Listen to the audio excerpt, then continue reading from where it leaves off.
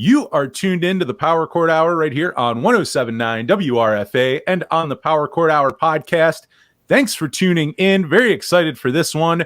We got Jeff and Mike of the new band Low Coast and their new record, their debut record, Existing the Dream, coming out May 26th on Spartan Records. Very excited to talk to them both, though. If you are a listener of the show, you definitely know Jeff Caudill.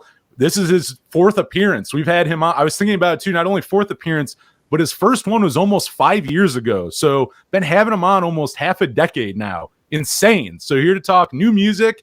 And now we brought bass player Mike. Very excited to talk some Low Coast, get into all of it with both of them.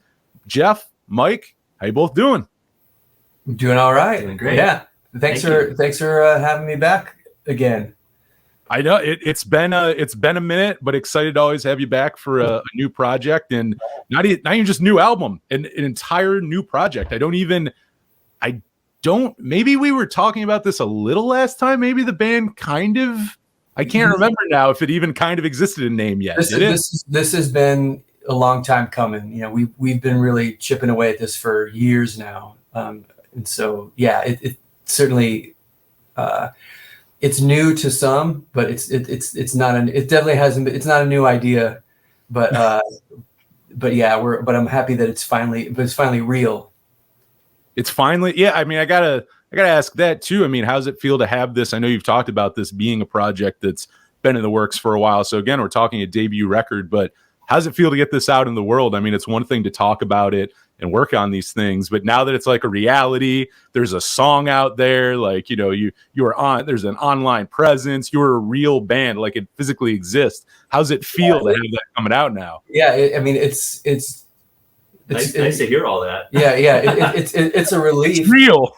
It's real. But it's also a little, you know, I'm a little scared. It's a little bit, I mean, I'm relieved and I'm happy that it's out there and I'm super proud of it. But, you know, having a brand new thing is a little bit daunting, you know? So, but so far so good. You know, I mean, I know you do solo stuff, you have Gameface and everything else, but like, when was the last time you were really kind of in a like new project like this? Like where you were like in a band setting, let's say, because again, I mean, you do things on and off solo, but I mean, when was the last time you could really say like, I got a new band going? Yeah. Well, Your Favorite Train Wreck was my band in 2008, 2009, something like that. Long ago? Yeah, it was a long time. And yeah, and the connection here, like we recorded in a few different spots, but we also recorded a couple songs from Your Favorite Train Wreck at Mike's studio. Not here at this location, but at another studio that they had. So I've known these guys for a while, but yeah, Your Favorite Train Wreck was the last like new band that I've had, and that was a one and done type of thing. How about, I mean, like for that, I mean, you guys did both of you meet through the studio? How did you do to, obviously you know each other before the band, that's obvious, but like, is that just kind of how you met from like recording at the studio or? Well, yeah. If you want to take that. We met because our kids went to the same school, and I think it was one of those things where, you know, there's a lot of dads that are musicians, quote unquote, and then there are dads that are musicians, and you sort of have to separate which ones you want to invite to the studio. Let's put it that way. But and you know, I think Jeff.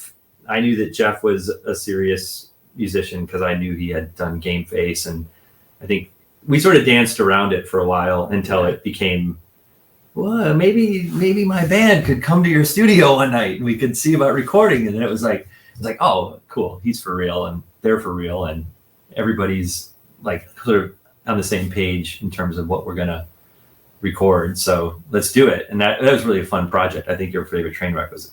Yeah, totally. It was a lot of fun for me because I met his other band, that band, and those guys were all great guys, and Popeye especially was like one who I just loved that guy. I was like, oh my God, I want to hang out with Popeye all the time. Totally, you know?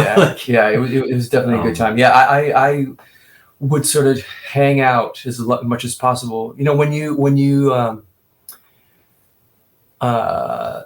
when you have a child and they go to school and there's parents around and you it takes a while to kind of figure out who the cool ones are. we knew pretty early on that, you know, that these guys are the ones that we wanted to hang out with. So I definitely I just kind of kept hanging around and kept coming by the studio, and Mike had played on my solo record, Reset the Sun. He played bass on songs on that record. Or we recorded, we recorded a lot of it here. A lot of it, yeah, here at the studio.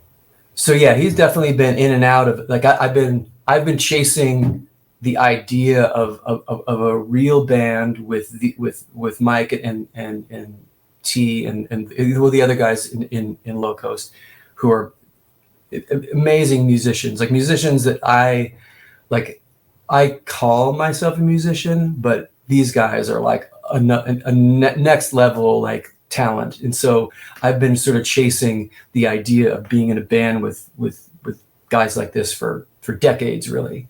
And so to finally have it be its own entity, and it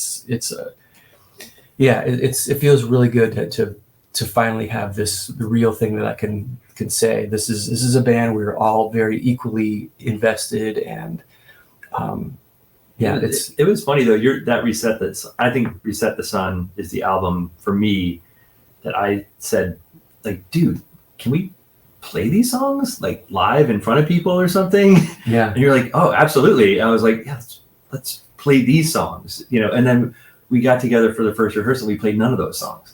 That's right. Yeah. We played none of them. Yeah, we did play a few shows, like as like a little, like a, you know, we had another drummer, and it was more like let's see who we can get together. And that's always how my solo stuff has always been. It's like I'll write a record and I'll see who I can get to play on it, and then we'll see who's available or who cares enough to play with me live.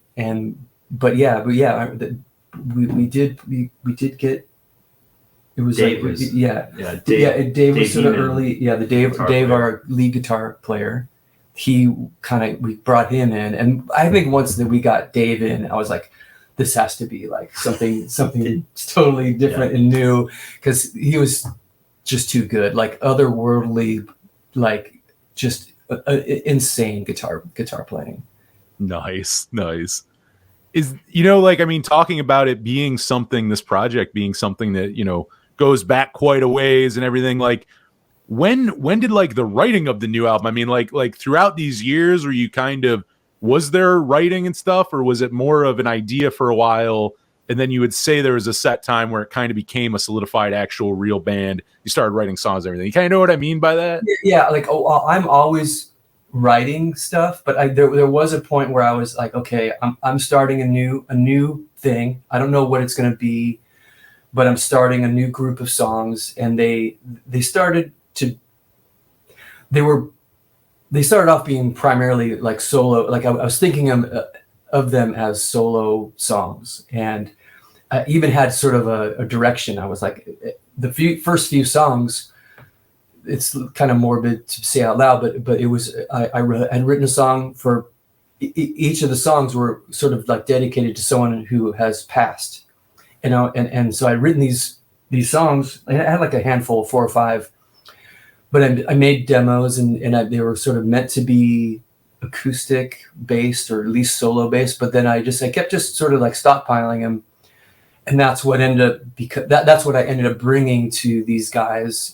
And it was like a week, you know, one a week. I would just say, let's try this one. Let's try this one. And and that was the sort of beginning. And I guess that was, I don't know what year. It's all a long time ago. 2019, maybe. You know, like I don't actually know. I say it a long time ago. 2019 is not that long ago. Yeah, I mean, it seems like a long time ago. Yeah, long enough. I mean, it definitely, time has been. Yeah, pre-pandemic. It's definitely a blur. Is from then to now.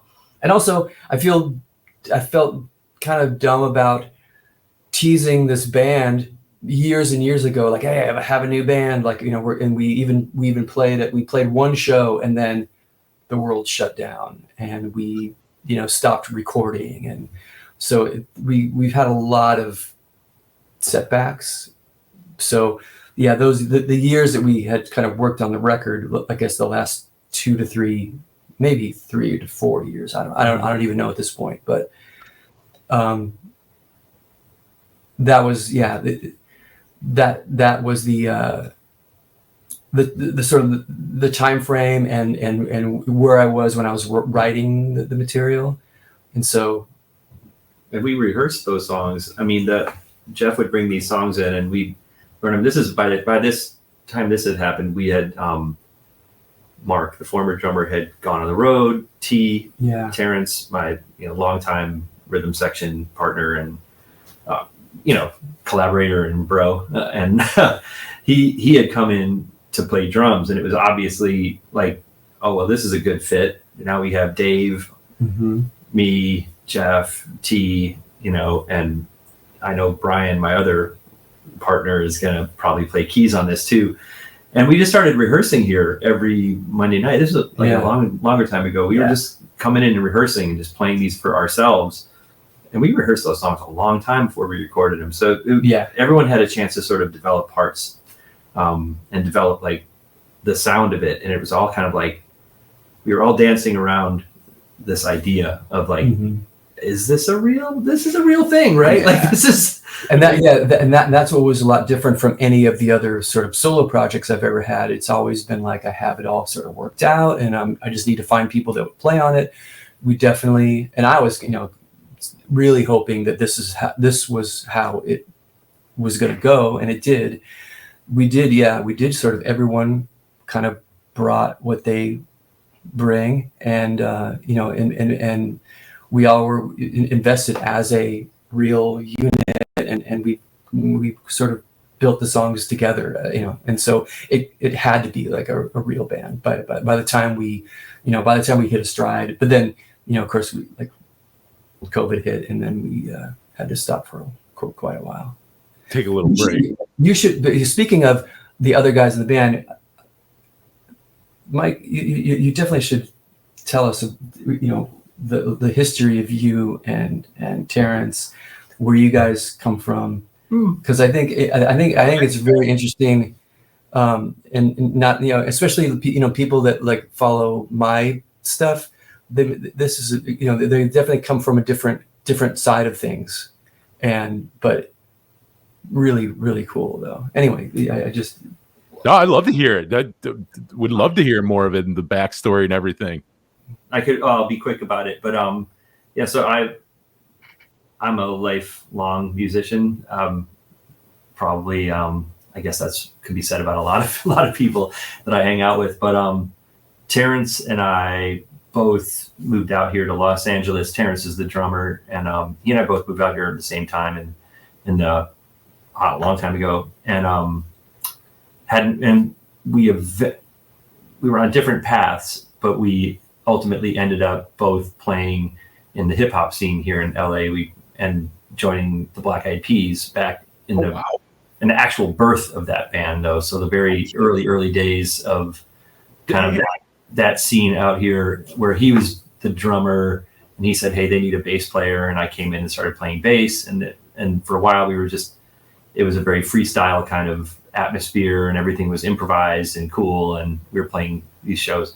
And then that band got signed. We did 3 records with them and toured all over the place. And it was mega success for them. So it was kind of like still when they were in this, very like fun little cocoon of a very creative, fun time without the intense pressure of being superstars, but we still were playing big shows. At any rate, that went on for a long time. And then Terrence and I both left the band at the same time to start a company composing for film and television, which is what we do for a living now. And it's like, that's what we've been doing for, I don't know, about 20 years now, is just composing.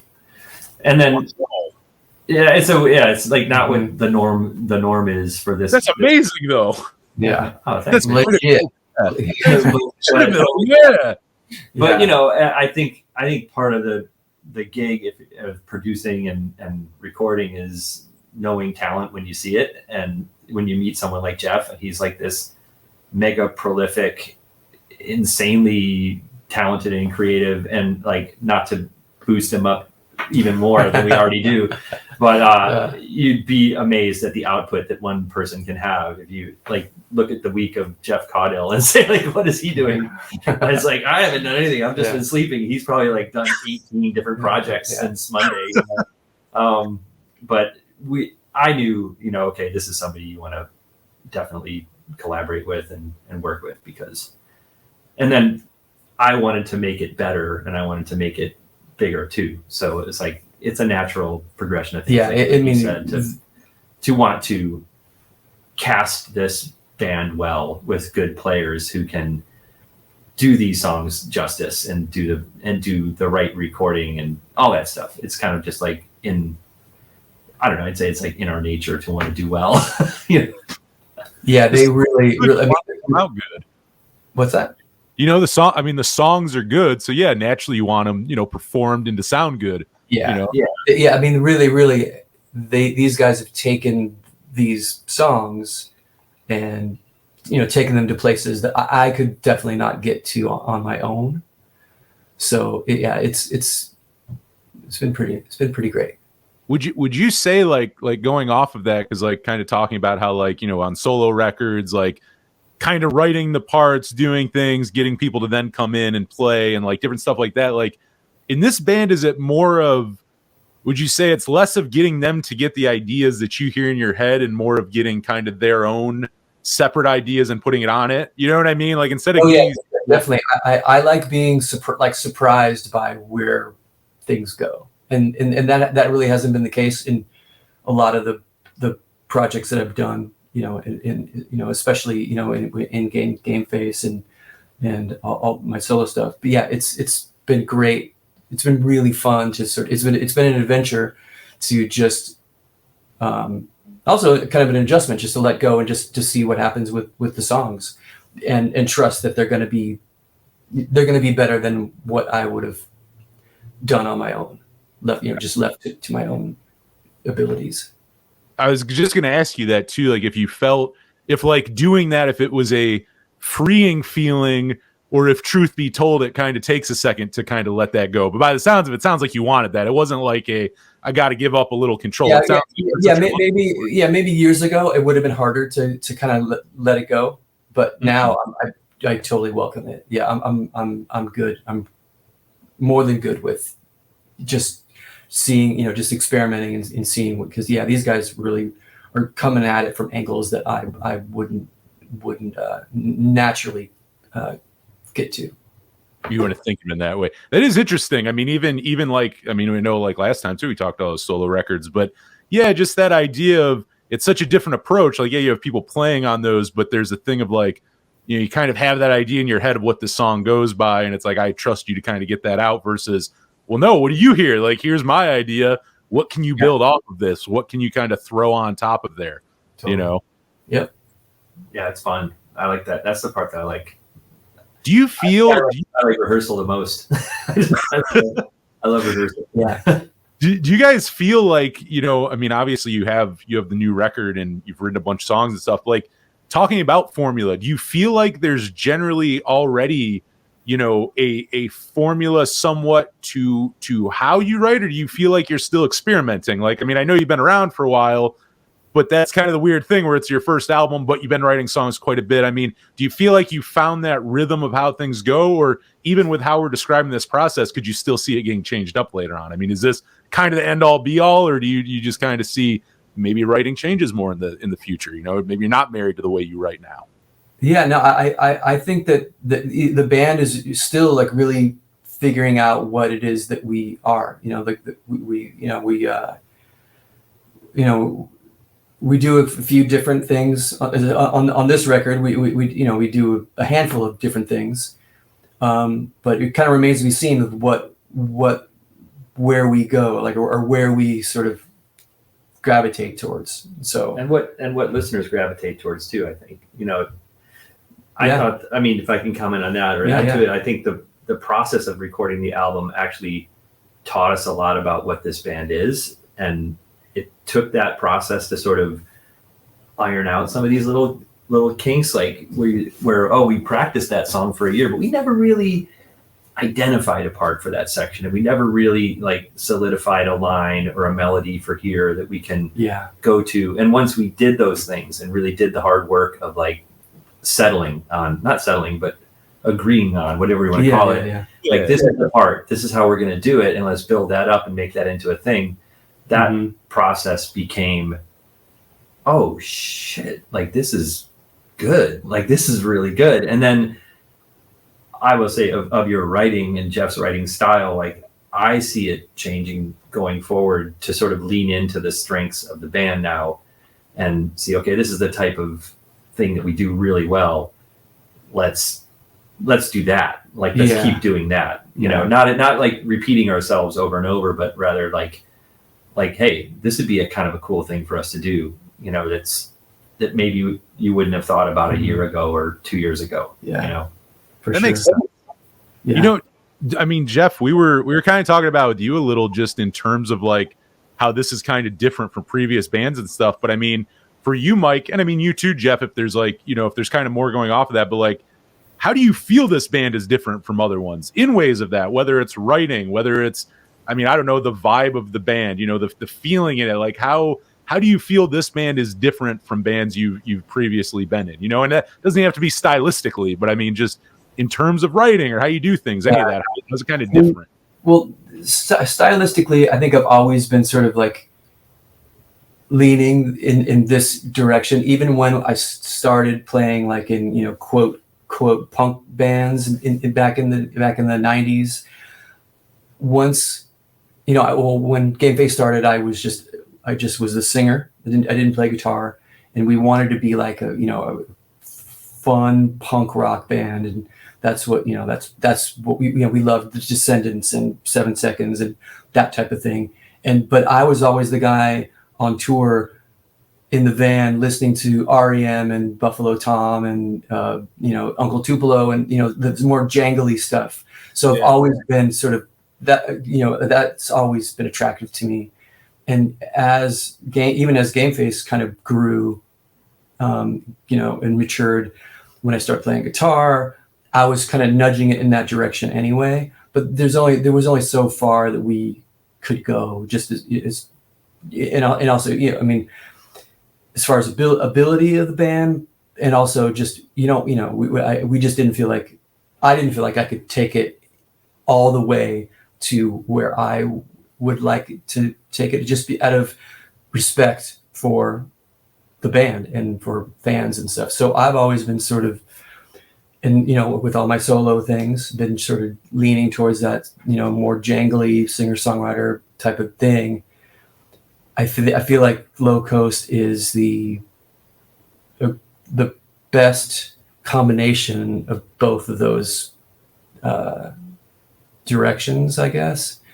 But I don't really know where the end is for, you know, or where the final direction is for the band. We'll see where that goes. But I forgot what it was you asked me. Basically, just, I mean, the difference of this band and kind of other ones. I think for me, this band is that there are a lot less constraints on what we can do, because there's no reason to not do, you know, a 5-minute jam at the end of a song. Yeah, that's true. Yeah, exactly. Like there's certainly, and you've heard the record, there are things that I never thought that I would be involved with. We added strings to it. There's stuff that there's definitely stuff that we can get away with because there are no rules, there are no like boundaries yet. You literally, this is your debut. There's not like, you know, the band, there's not this huge back catalog to like compare every new thing you do. Totally. Be like, to try to answer the question, that is the biggest thing is that, there are no constraints, there are no boundaries. And that's been the biggest difference between all the stuff that I've done, because I've always kind of worked in a little of a narrower range of just stuff. And whether, you know, self-imposed because of this is what I do, or this is what's expected, or there's no way I can, you know, play anything different. So this is what we're going to do. But now that we've got these guys can fucking play. So there really are, you know, we can do whatever we want. Let's just be honest. We're talking about Dave. Yeah. Dave. Oh, Dave. Dave, the guitar player. These other dudes, they're no slouches. There's that's no, for sure. but Dave brings it. We were always just like, what was that solo? Yeah, What is where that come from? Yeah, every practice, after every song, we all look at each other and like, what? I mean, just I'm happened? like high-fiving Dave. Like, Yeah. I mean, how old am I? But, like, bro. But yeah, I mean, and it's fun. It's fun to be in a band where we can play a song twice and not have it sound exactly the same, you know, on purpose, you know. That's important. That part's important. Yeah. I mean, how about you, Mike? I mean, this you know, Low Coast, I mean, how's it kind of compared to past projects and everything? I mean, how's this band kind of different for you, would you say? I would say that for me, and I mean, I'll speak for T and Brian and maybe Dave as well. I've been looking for a reason to have a band with the guys I work with every day. You know, because we literally play together every day, but we don't play. You know, we don't sit down at our instruments and do a set. You know, we're working on specific pieces of music, and we're always doing, like, I guess you could say, like, very professional work. And it's not quite as, I mean, it's fun, but it's not as fun as sitting down with your mates and like hanging out with and having a beer and playing a set. Like, that's fun. So seeing the work and the sort of fruition of this project is a lot of fun for me, because I'm also seeing the guys I work with every day playing the instruments that they love to play, and that is enjoyable. And it's like ICT playing the drums, and I'm excited because he's my lifelong rhythm section partner, you know. So it's like we have an unspoken language at this point. We've been playing together for so many years that it's like, I like doing that. That to me is meditation. That's fun, you know. And Brian on the keys, I just get to listen to him doing his thing, and it's like, it's free and it's not constricted by anyone telling us what to do. And then on top of the icing on the cake is Dave Heeman, who's just a badass guitar player who's flown under the radar forever, and we've known about him. I've called him the monster since the first day I met him. I mean, he's an absolute phenomenal talent, and also just a tremendous human being. And then you got Jeff Caudill, who's showing up like with these songs and constantly with new songs and new inspiration, and like and is able to kind of sit and say like, yeah, whatever you guys want to do, let's go. Like, let's try to see what happens with this one. What's better? That's a really fun scenario for anybody. And that's like, and it's nice when the puzzle pieces fit together. And the last thing I'll say about it is it's nice when they not only fit together, but when everybody's also making room for everybody else. It's like everyone's given a little bit of space for the other guy to do their thing, and listening, you know, doing a lot of listening and hearing, and like, oh, that's cool. You know, that's like to me, that's a great band. Like, that's the kind of band I want to be in. So yeah, definitely. Do you I mean, kind of like with that, you're saying, I mean, you know, you're making music and stuff, but you're doing it as, you know, as a career as well. I mean, is this kind of an outlet? Like, do you kind of bring ideas do you have any ideas that maybe were like floating around for a while that just doesn't work for what you're doing in your day to day, that you can kind of now use in Low Coast? You kind of use that as an outlet in that way for you? I mean, not yet. No, I mean, I think with the bass, I mean, I'm just playing bass in this band, so I'm not writing anything like to the extent that we're going to use that and write a song yet. Who knows? That could happen. We've talked about it, but yeah, I'm certainly open to. Yeah, Jeff's open to it, but we just haven't pushed it yet. Yeah, but no, I think it. Yeah, in answer to your question, absolutely, it is definitely an outlet, because all day on the day where you have band practice, you're looking forward to like, ooh, I get to plug in and play loud tonight. You know, I get to like even though I do really enjoy my job, like I'm rocking out playing distorted guitars during the day as well, but it's not a bad gig. Yeah, but it's not the same as having, 5 people in the room and you're all with the singular purpose of making the song sound good. Yeah, it's a different animal. It's a little drug, it's like, and it's when it sounds good, we all know it. And when it's like, when it's like, okay, we're all just like, let's play that one again. Come on, we can do better. Yeah. Well, right. I mean, that has to be too. I mean, all of you have played for so long where, I mean, you almost have to, like, you can't bullshit each other. I'm sure you've played with enough people. This is none of your first band. You're not teenagers. Like, I can't hurt your feelings. Stuff like, I'm sure there's some of that where not that there's like, you're rough about it, but like, there's probably not like kid punching bags or anything like that where it's like, you can't lie. We know if it's good or bad. This isn't our first rodeo. Yeah, exactly. Yeah. We're certainly not teenagers anymore.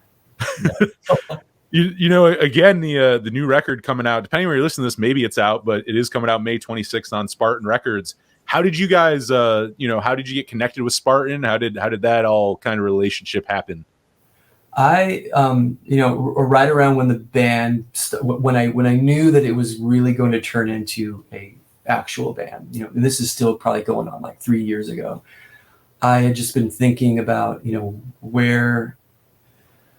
what my reach is as a musician. Like, there's only so many labels that I could reach out to and that would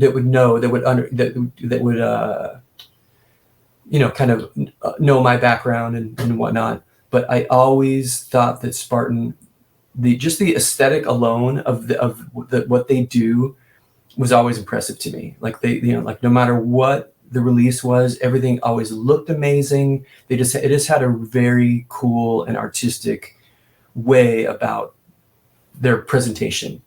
And so I just sort of on a whim, I just sent a message and said, hey, I have a new band. We're very far from recording or having a product in hand, but when we do, I would love to send it to you. I'd love to talk to you about it. And so and that's John from Spartan. We sort of just traded messages for, a good year or so before I was really able to say, okay, we've got like most of a record. Let's check it out. And so, but it just, from a while back, I kind of had my sights set on it, and I thought it was the right place for this band, because it sort of rides in between. It's definitely has that indie comes from punk rock background sort of thing, but it's very open-ended. And so I feel like Spartan does a lot of, they have a pretty broad spectrum of musicians and bands and stuff. And I just felt like it was the right place. Oh, you definitely fit on there. I feel like I'm a fan of the label, and I feel like the band, like you fit perfectly on that roster. Oh, that's cool. Yeah, right that's on. Cool And that's, we have been hearing that too. And so that's, I guessed right. And I think that works. Yeah. So it's been great. Who did I gotta ask, like, who did the artwork for the album? The album artwork looks really cool. I really liked it. Was that, I had a feeling it was you, but I wasn't. I'm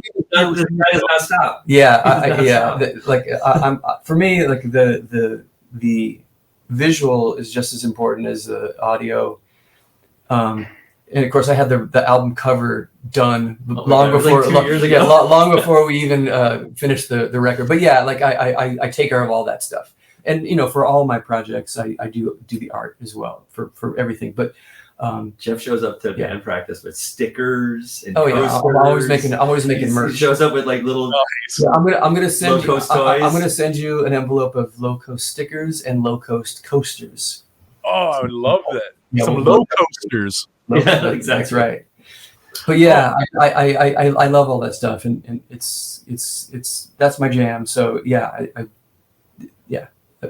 on that side of things, I mean, because I really don't get to like talk to a lot of people like on the side of like album art and stuff. But for you, I mean, was that like working on it? I mean, were there a ton of ideas? Did you kind of have this one that's like, that's the album art? You know what I mean? Like, were you working on it a long time? Do you have other ideas? There were a few things in my head, but I think I mean, you may not even remember this, but I kept on thinking there's you for the record, it's the last song on the album is called Car Stereo. I remember this.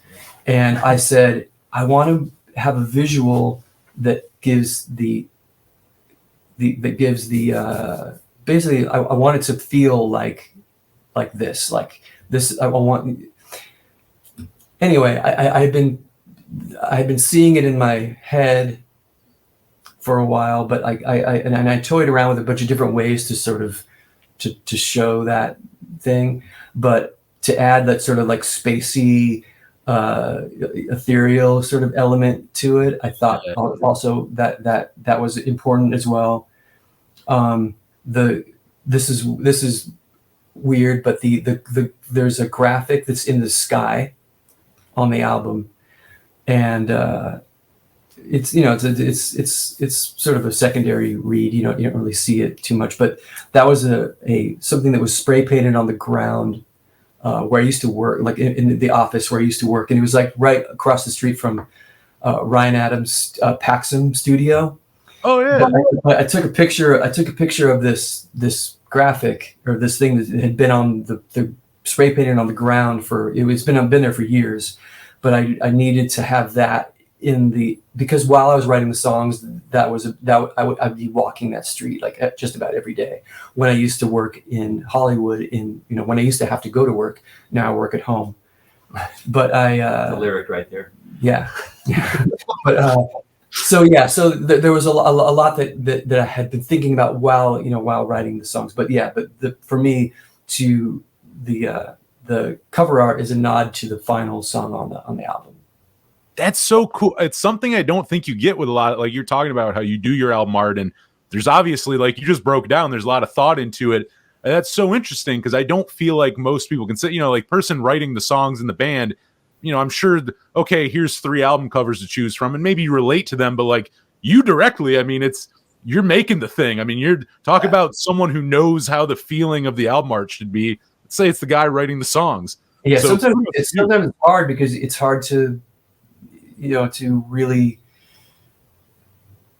to really zero in and find the right, image. And so anyhow, you presented that to us though, and everyone in the band was just like, oh, that's it. Like, that's amazing. Yeah, I definitely got draft. I got no pushback from. Like, what do you guys think? And we're all just like, oh, amazing. That's great. And then he floated a logo to us. We're all like, put it on a t-shirt. Let's go. Yeah.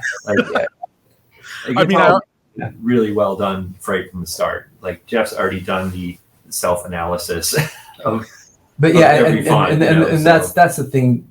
We along with the music being a high level of, everyone being very, very good and very, proficient, and the recording, and we haven't even really talked about like mixing and whatever, but I want to keep the bar very high for this project, whether it's music, the writing, artwork. But so for me, every project I've done has been kind of more like I approach it like an art project instead of it's definitely not a business or a band. It's more of an art project. But so that for this, we've started at a very high bar, and that's where we intend to keep it. I like that. Hey, you're keeping things up there for yourselves. Oh yeah. Yeah. Which I also got to say, I mean, for a plug for you guys, I mean, talking about how great the album art looks, the vinyl looks really cool too. I mean, I feel like some of those variants, which I believe are still available, I mean, depending where you're listening to this, look really cool with the album art. So, I mean, if you're into that whole thing, the scheme works really well together. The color scheme, everything looks really nice. Yeah. And that's part of why I was, gravitated towards Spartan from the get-go. Is they where can you pre-order that album? SpartanRecords.com. Get there, get in there. But they have a lot to do with like I even said, you tell me what the vinyl should look like, and he was like, what about this? I'm like, yes. You did a good job. We shall call it Desert Dusk. That's the name of the vinyl color. But like they do a fantastic job, and so I can't wait. I am very excited to see them in IRL Nice. I mean, you're just talking like some mixing and stuff. Let's talk a little like the recording, the mixing, all that. I mean, how long did that whole part of it, like I know getting into that. I mean, it seems like it was on and off. Like this wasn't in a sitting, right? I mean, was this kind of recorded on and off for a while? This wasn't like a weekend or something, I take it. You recorded this. It's funny you should ask. The original intention of the record was that we had been rehearsing these songs so much that we were going to come in a weekend and we were going to record all of them live in the room together. So we got our friend Wolfgang, who's a great engineer, and he came in and engineered, like, setting up the studio basically in a way that it hadn't been set up before to record a full live band in here. And we started out with those good intentions, and then we literally recorded most of the bed tracks, I think, to everything. Yeah. I think in that weekend. But then we left everything set up just in case, things were going to happen. Well, of course things happened. We decided, well, now wait a minute. Now I want these drums to be perfect, and now I want this to be right. And now we should overdub this. Yeah, we should overdub that. And then that led to what is a more natural recording process, and something that actually turned out to be much better, I think, for this band, which is the more traditional layered approach, to trying to get it right, and to trying to not to just settle for this live recording that was actually it wasn't perfect, and the guitar tones weren't everything that we wanted. So as we started to dig into it, it became clear that there was a lot more here, that there was a lot more to be played with, and that there was a lot more that could be done. I mean, with adding these lines and sort of solidifying our objectives as players. And I think that all happened very naturally. It only took such a long time because of the fact that we were doing this during the pandemic, and we were doing it, when, hey, is everyone in your house? Is anyone sick? Yeah. Oh, no one's sick. Yeah. If no one's sick for the next 5 days, and no one goes out, we could get together in the studio for a night, and if everyone wears a mask, and then we would do that, and we'd get like a little bit done, but we'd also just hadn't seen each other in a while, so it was hanging out as well. But the album took forever. That's the long story short. But once we finally got into the mixing phase, Jeff, you can talk about that. But you start to think more like, maybe this song, this might need just this little extra something. So we dig back into it. And songs like Car Stereo, what is the big one with the big orchestrated? I forgot the title. Nowhere Else to Go. Nowhere Else to Go became like an epic sort of journey where we just felt like we should honor the song a little bit more. Yeah. With more input from our partner and bandmate Brian, and more input from kind of like the spirit of that song, if it makes sense to say that, like to give it a real place to go that we felt was sort of emotional and epic enough to cause a reaction in ourselves, like an emotional reaction here in our hearts. Yeah, and once it did, we were like, okay, now it's done. Yeah. Now I'm not feeling like that song is lacking, and we can, mix it and put it on the record. But it took a minute to get to that place, because as a band, not to get too far into that, but we also had to discover, where is that line, like what are we gonna not do this little string thing because we're not doing strings, or is it cool? And those are big questions, that you have to ask, and if you're overdoing it or underdoing it. So I love it, if that's for what it's worth. I love that song, and I love where it ended up.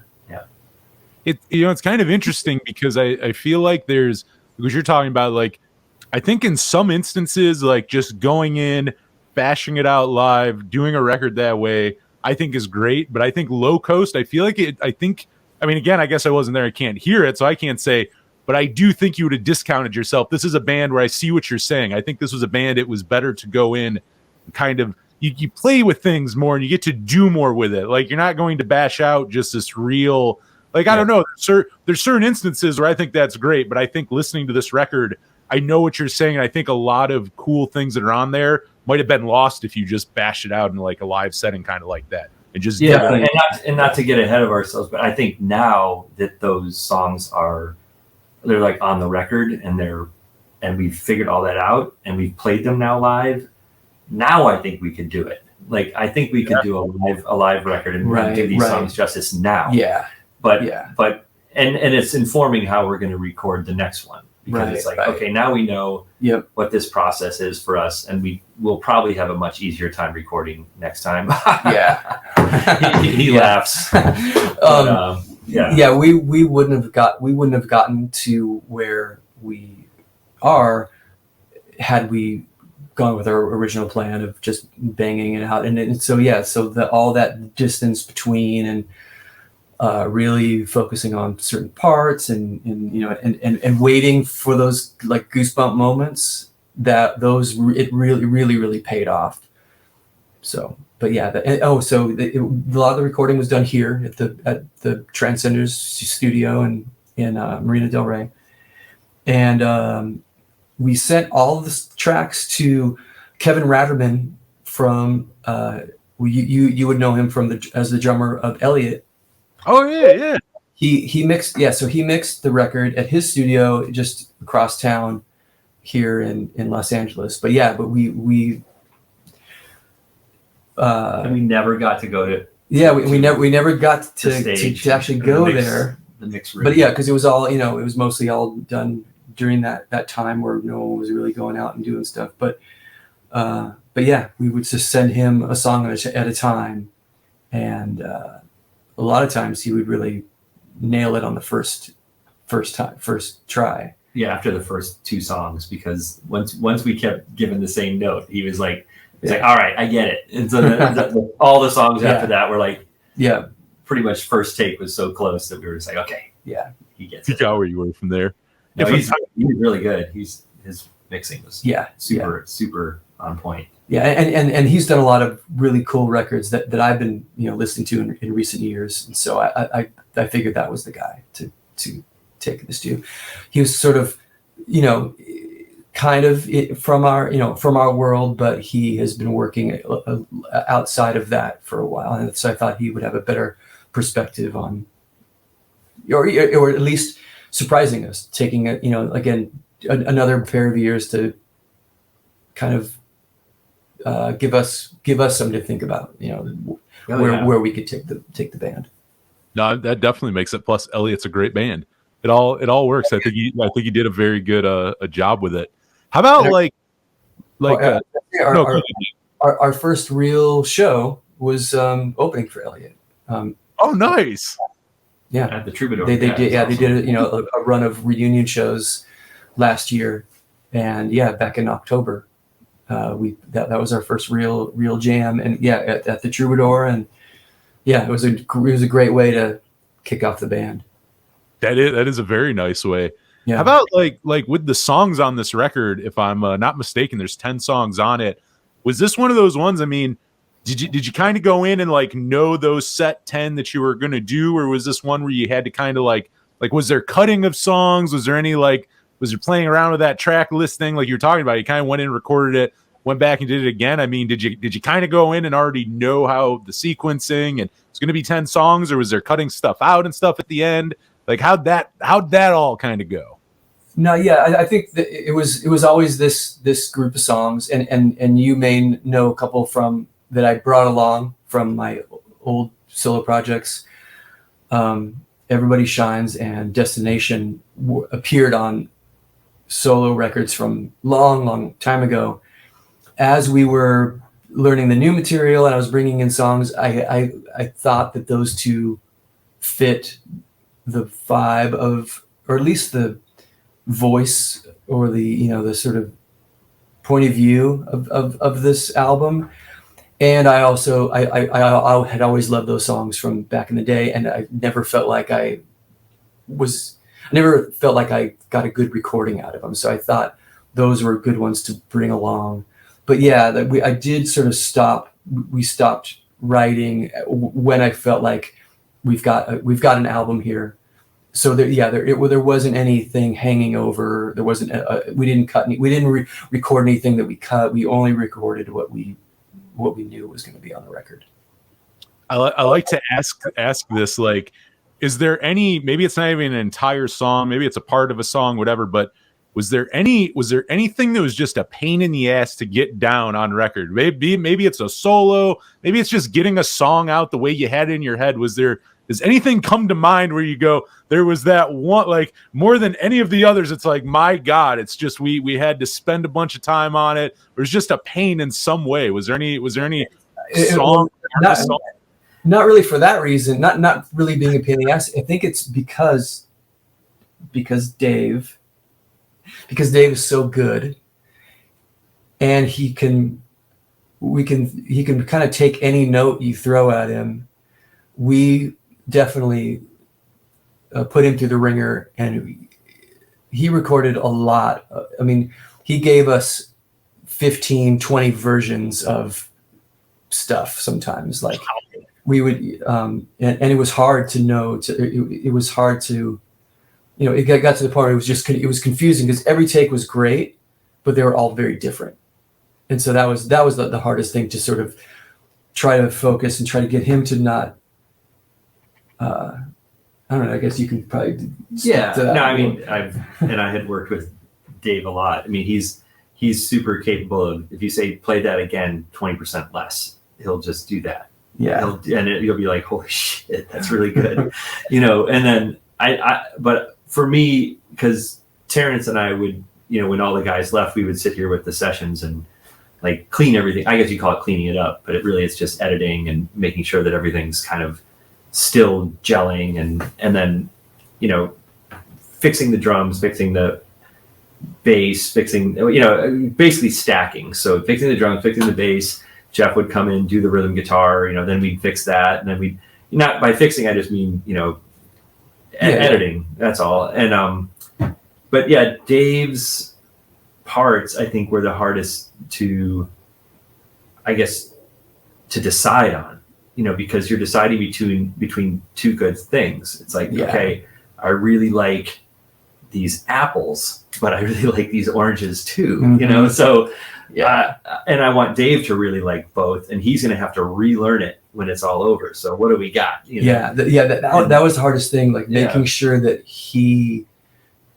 because he could play anything, and he had endless ideas, but it was like I could see him. I think for him it was probably harder than for us, because it's easy for me to sit there and say, like, oh dude, amazing, just do it, just do that again. And at the end part, instead of this thing, play the thing you played last time at the end, right? And then he's, after a while, you're dealing with like so many notes in your head at that point that it's difficult to proceed. And there were times that I would just say, you know what, let's just call it. And then I would sit there and listen to those solos the next day and go, okay, what were we doing? Those were all great. Like, there was nothing wrong with anything. We just you get in your own head after a while, and you start to really want to reanalyze things. And ultimately it's all good. So let me just make some executive decisions and see if this works for everybody when they come back later, And of course, Dave would then hear it and go like, that's great. What's wrong with that? Yeah. That's awesome. Like, great. And I'm like, yeah, it's cool. Let's do it. But it's not a bad problem to have. I mean, I feel like a lot of people, it's like, yeah, he did 10 takes. We don't know which one to use, and not for a good reason. Right. Oh, no, exactly. It was the opposite. It was like, for sure. It was like, crap, we have so much good stuff here, and we're trying to like figure out which is the way to go, because it's going to be the definitive. Some of these things, I mean, you're talking, not to like put too much on it, but it's like, you listen to your favorite records and you hear that little guitar thing in the third chorus, then it's just a little lick, and it's something that you might not think much of it at the time, but then if you don't hear it later on, you're pretty pissed off. Yeah. Oh yeah. You're like, dude, he doesn't freaking play the lick anymore. What the hell? Yeah. Dave knows the things that he knows that I need to hear. Yeah. We tell him straight up. We're like, no. Remember, there's that thing you do. You got to do that thing. Yeah. He's like, okay. Yeah, and the wild thing is he can just do it. He remembers it, and he's like, oh yeah, that thing. Okay. Yeah. You have amazing musicians in the band. I mean, everyone seems to gel well. Like, I mean, the band seems to work. The album sounds good. Like, everything, it seems like it's good on your end. Like, the inside, it sounds like everyone's really happy to be in the band. Like, it's a fun, like, you're happy to be doing it and everything. Like, it seems to be good in the world of Low Coast, I guess I should say. Right now, we're even happy to be on a podcast. Yeah. Look at this. Yeah. We love having you. Enjoying it. We kind of talked about, like, it kind of being the future's kind of unwritten. You can kind of do things with this band, with one of those things. I mean, you have played shows. Do you see this band is touring a thing you could see you guys doing, or is it more kind of the one-offs? I mean, is that, you're thinking of priorities with the band, is that even something you think of much, like on that side of it, where do you kind of see Low Coast going? I think we're all very open to anything and everything at this point, yes to everything right now. I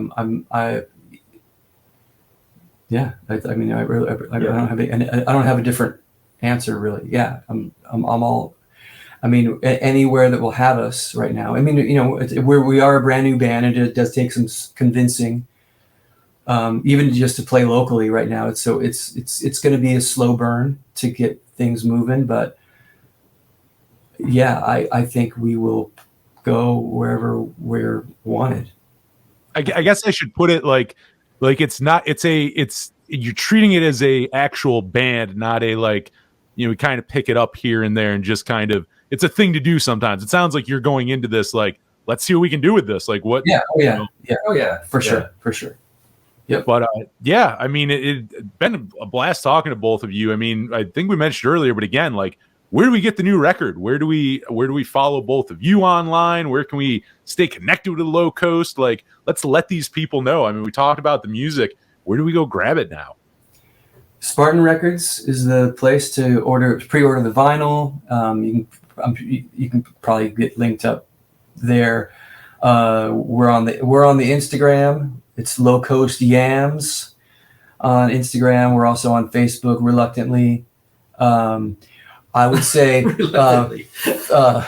follow us on Spotify. The greatest thing you could do would be to follow us on Spotify. Yeah, and to like the song, or to put it on a playlist. Yeah. Do something. It's all algorithm. So trying to become a part of the algorithm. Yeah, to move into the modern age, I think that Spotify is the place that you're gonna want to find us there. And like I said, add the songs. There's gonna be another single any day now. There's more stuff on the way, but I think that's probably the best thing you can do is to add us on all of the streaming things and look for the record coming out May 26th. Outside of Low Coast, I mean, anything for either of you? Any other projects you're working on, or anything else? At least in talking stages, anything else you want to let people know what you're working on, or is it all going into Low Coast right now? It's okay. We can keep it at Low Coast. For me, it's this is it for the moment. Excited, very, very excited about it. All right, I mean, we'll play some stuff here. Is there anything else we missed before we close this out and play some? We'll play a song for them. Anything else we should tell them before we go? I appreciate anyone who's still listening to a brand new band yammer on for an hour. But I think that's good. And really, I Anthony, I appreciate you having me on and supporting all of these projects that I've been doing. And of course, I'm very, very happy and proud about this one. So thank you for being a fan and always being there. Absolutely. Keep writing music. I'll keep playing it. Always enjoy it. And Mike as well. I mean, very, very fun talking to you. I mean, we got a great record, got a great band. So right now, whether you're listening to the radio show or the podcast, we will play you off the new record or coming out, Existing the Dream. This is Hard to Believe by Low Coast right here on the Power Chord Hour.